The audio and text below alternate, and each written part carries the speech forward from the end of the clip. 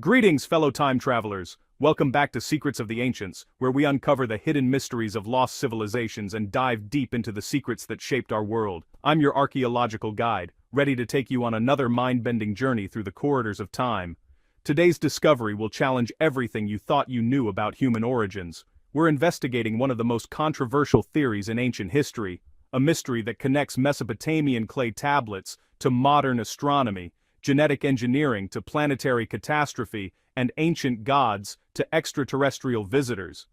Before we unveil these incredible secrets, make sure to subscribe and hit that notification bell. Trust me, you don't want to miss the ancient mysteries we're about to reveal. Picture this scene with me. It's 1976. A man sits surrounded by ancient clay tablets covered in wedge-shaped writing that hasn't been read correctly in thousands of years. His name is Zecharia Sitchin, and he's about to publish a book that will shake the foundations of human history.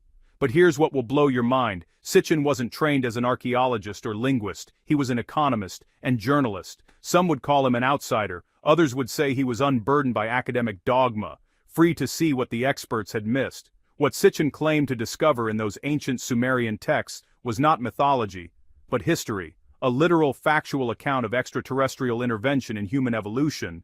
And, at the center of his theory stood a single terrifying concept, a hidden planet called Nibiru.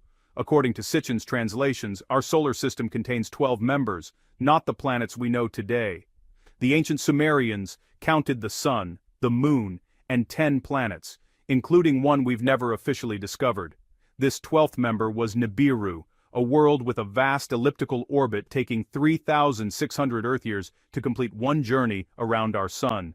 But here's the mystery that baffled modern scientists. For most of this period, Nibiru remains lost in the darkness of deep space, far beyond Pluto.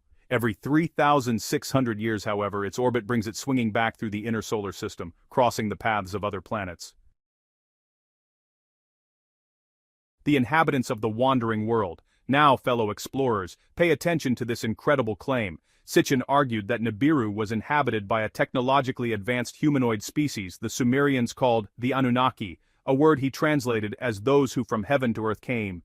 These were not gods in a spiritual sense, according to Sitchin. They were physical beings, astronauts from another world. And here's where the story becomes even more astonishing. Around 450,000 years ago, the Anunnaki faced a crisis. Their homeworld was dying, its atmosphere eroding. The only solution? Suspend a shield of fine gold particles in their stratosphere to reflect heat and light. But Nibiru didn't have enough gold, so they launched a space mission to the one planet in the solar system they knew was rich with the precious metal, Earth. The creation of humanity. What we'll discover now will amaze you. Upon arriving on Earth, the Anunnaki established bases in ancient Mesopotamia and began mining gold. But the labor was grueling, and eventually, the rank-and-file Anunnaki workers mutinied. A new solution was needed. Under the leadership of their chief scientist, Enki, the Anunnaki decided to create a worker race. They took a primitive hominid already evolving on Earth, what we would now call Homo erectus, and upgraded it. Using advanced knowledge of genetic engineering, they infused the hominid's DNA with their own, creating a hybrid species. That hybrid was Homo sapiens. Us. We were made, Sitchin declared, to be slaves, designed to toil in the mines for our alien masters. The biblical story of Adam and Eve in the Garden of Eden. Not a metaphor for the fall of humanity, but a distorted memory of our genetic creation in a laboratory. Recent excavations in our understanding have revealed something incredible. Let's examine what the ancient texts actually say, and here's where our archaeological journey gets truly fascinating. The word Nibiru. What does it really mean? Fellow time detectives, we must separate fact from interpretation. The word Nibiru is real. It appears in multiple ancient Mesopotamian documents. But here's the puzzling question archaeologists have been asking. What did it actually mean to the people who wrote it? First, a crucial discovery. Nibiru is not a Sumerian word. It's Akkadian, the language of the Babylonians and Assyrians who came after the Sumerians. It derives from the Semitic root that at its core means to cross. So, Nibiru means a crossing point or place of transition. This linguistic fact creates our first mystery. The name itself doesn't describe a homeworld. Instead, it describes a location or an event in the sky, a point where paths intersect. The most famous mention of Nibiru comes from the Babylonian creation epic, the Enuma Elish. This ancient text tells the story of how the god Marduk rose to power by defeating the primordial chaos dragon Tiamat. After his victory, Marduk arranges the cosmos, setting the stars and planets in their proper stations. The text says, he set up the station of Nibiru to determine their celestial bands so that none could transgress or fall short. But here's what will absolutely amaze you. In this context, Nibiru is not described as a rogue planet invading the solar system. It's the opposite. It's a celestial anchor point, a cosmic shepherd, ensuring regularity and order, preventing other celestial bodies from straying from their paths. This is a direct contradiction to the idea of a chaotic intruder returning to wreak havoc. Now let's move to the scientific evidence. The Babylonians were meticulous observers of the night sky, documenting their findings in astronomical texts. The most important of these is Apin, a comprehensive star catalog compiled around 3,000 years ago. This document refers to Nibiru as the star that marks the transition from the old year to the new, a celestial body visible near the vernal equinox. It describes the star that stands in the west at the end of the year and is seen in the east at the beginning of the year. Fellow explorers, think about what this means. This doesn't describe a planet with a 3,600-year orbit that disappears for millennia. It describes the predictable annual behavior of a known celestial object. For the vast majority of scholars, Nibiru is simply one of the Babylonian names for the planet Jupiter. This identification makes perfect sense when we examine the evidence in Babylonian mythology. Jupiter was associated with their chief deity, Marduk. Since the Enuma Elish calls Nibiru the star of Marduk, the connection is direct. Jupiter is the largest and most dominant planet in our solar system, a fitting celestial counterpart for the king of the gods. The Babylonians often gave planets different names depending on their position in the sky or the time of year. When Jupiter reached the celestial equator, the crossing point between the northern and southern halves of the sky, it was referred to as Nibiru. But wait, before we close this case, there's a fascinating anomaly. One astronomical tablet contains a cryptic line. The red star, which stands in the south after the gods of the night have finished their task, dividing the sky in half. This star is Nibiru. Here's what's puzzling archaeologists. Jupiter is not typically described as a red star. That description is almost always reserved for Mars or the star Antares. Could Nibiru have been a name sometimes applied to Mars? Or does Jupiter appear reddish under certain atmospheric conditions? This single line keeps the mystery alive. Before there was order, there was chaos. Before the planets followed their prescribed paths, there was a cosmic war of unimaginable violence. This is the story at the heart of the Enuma Elish, and it's here that Sitchin's interpretation becomes truly extraordinary.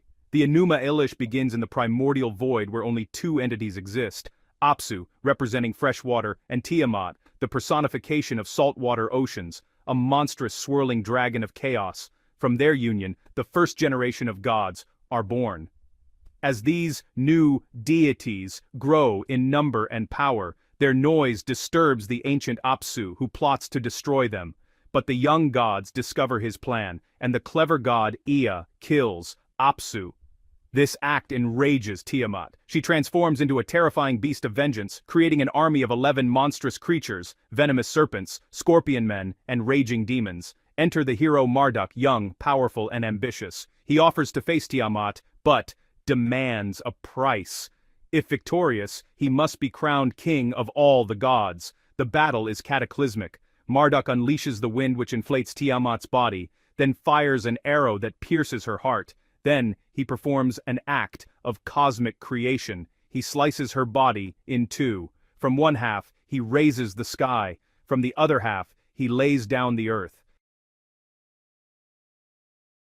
Now, fellow time travelers, let's look at this story through Sitchin's eyes. He saw this not as myth, but as science. He argued that the gods were not deities but planets, and the Enuma Elish was documenting the formation of our solar system. In his model, Tiamat was a massive ancient planet that once existed between Mars and Jupiter.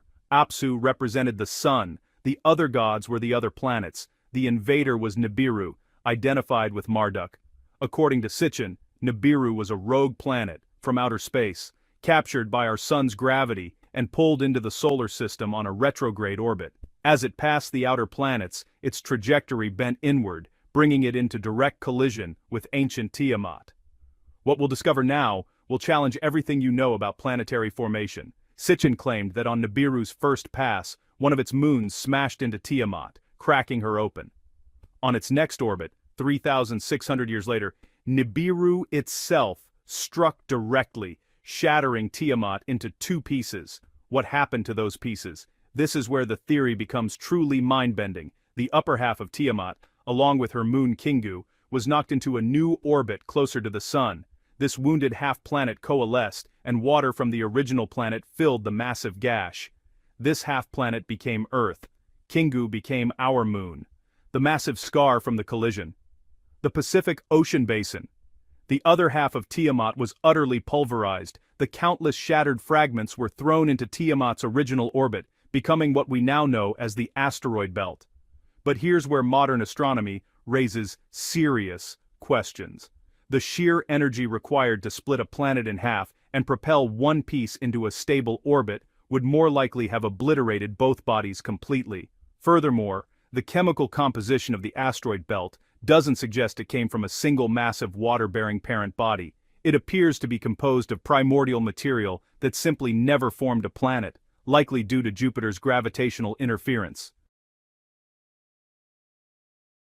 Perhaps the truth lies somewhere between literal interpretation and pure mythology. Perhaps the Anunnaki were not aliens but represent humanity's early attempts to understand natural forces, or perhaps there are secrets in those clay tablets we haven't fully decoded yet. What do you think about this theory, fellow time travelers? Are we looking at suppressed history or imaginative interpretation? Share your discoveries with us in the comments below. In our next archaeological adventure, we'll explore another controversial ancient mystery that challenges conventional history. Until